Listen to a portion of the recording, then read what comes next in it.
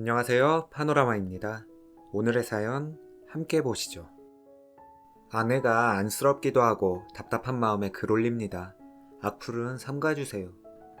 저희는 결혼 1년이 조금 안 된 신혼부부입니다. 와이프는 올해 28살이고 저는 32살입니다.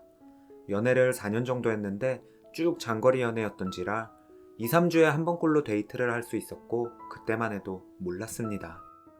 참고로 와이프는 174에 55에서 55 반 정도 입는 편으로 말랐습니다.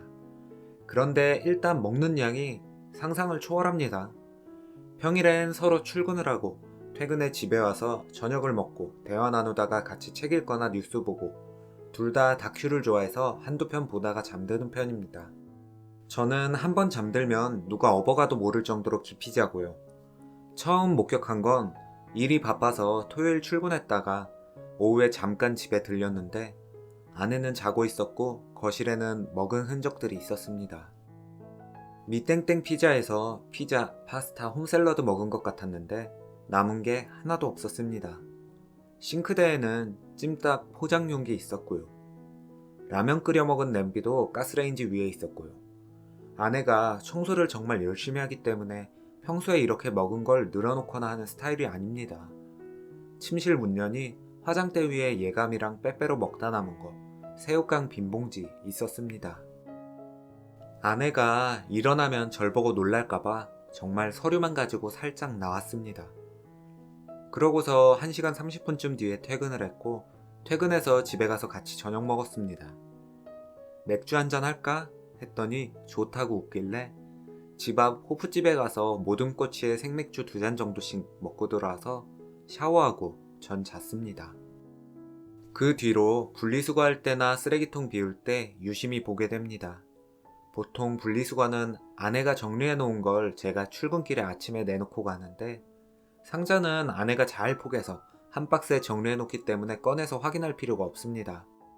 분리수거하러 나가서 상자를 열면 제가 모르는 치킨 상자, 피자 상자, 족발 포장 용기 이런 게 엄청 나옵니다.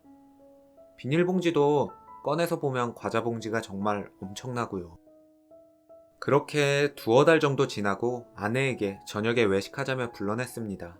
아내가 퇴근 시간이 저보다 빠릅니다. 패밀리 레스토랑 가서 저녁 먹으며 아내한테 물었습니다. 나랑 식사할 때 불편하냐고 그랬더니 와이프는 절대로 아니라며 왜 그렇게 생각하는지 묻길래 전에 집에 잠깐 들렀을 때 본 거 하며 분리수거 때 본 걸 얘기했습니다.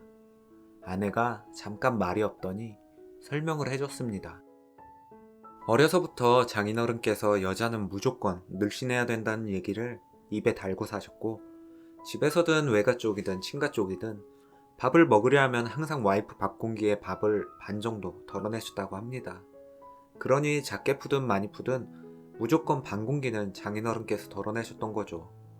간식거리 먹는 걸 못 봐하셨고 치킨, 족발 같은 것도 시키면 항상 한두 조각밖에 못 먹었다고 합니다. 라면은 무조건 반 개, 계란도 못 넣어 먹었고요.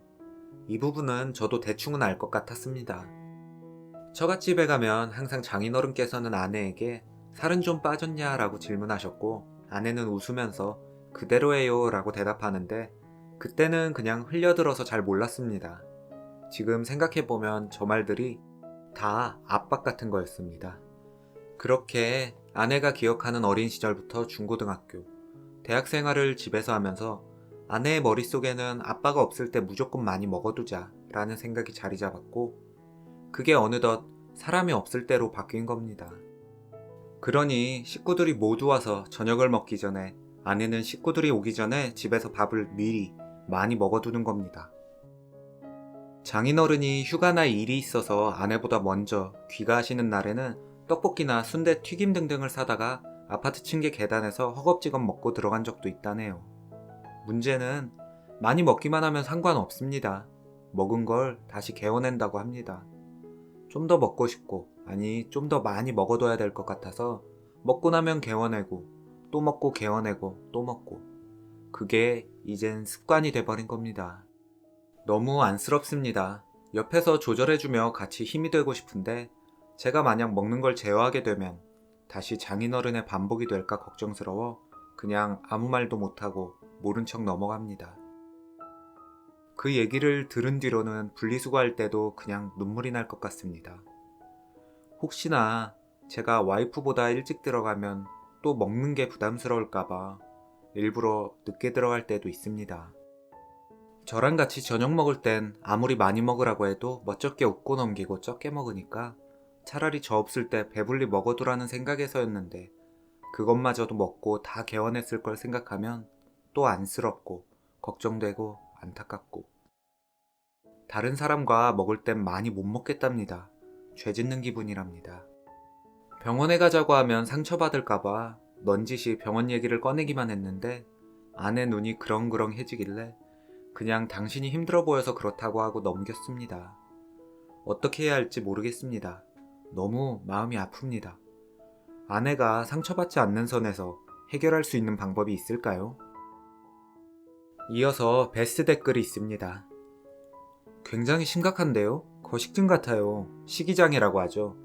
아주 예전에 다큐로 봤었는데 치료원이 있더라고요. 치료 받으셔야 해요. 대부분 여자들이 자신만의 기준이 있고 마른 몸을 원하죠.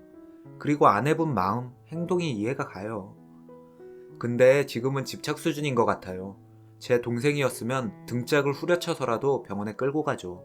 거식증, 식이장애를 그대로 두다 더 나빠진다면 최악인 경우 죽을 수도 있는 거 아시죠? 진지하게 얘기하시고 너무 많이 심각하지 않을 때 치료받으세요. 그거 병입니다. 상담을 받아보시고 약물 복용도 하셔야 합니다. 그렇게 토하고 하다 나중에 못 먹는 사람들도 있고요. 자꾸 토해서 목에도 위에도 치아에도 엄청 좋지 않아요. 외국에서는 이런 증상으로 병원에 입원도 시킵니다. 심각한 건데 인식을 못하고 있는 겁니다. 혼자 스트레스 받고 아파하지 말고 고칠 수 있다니 한번 해보자 하고 안아주세요.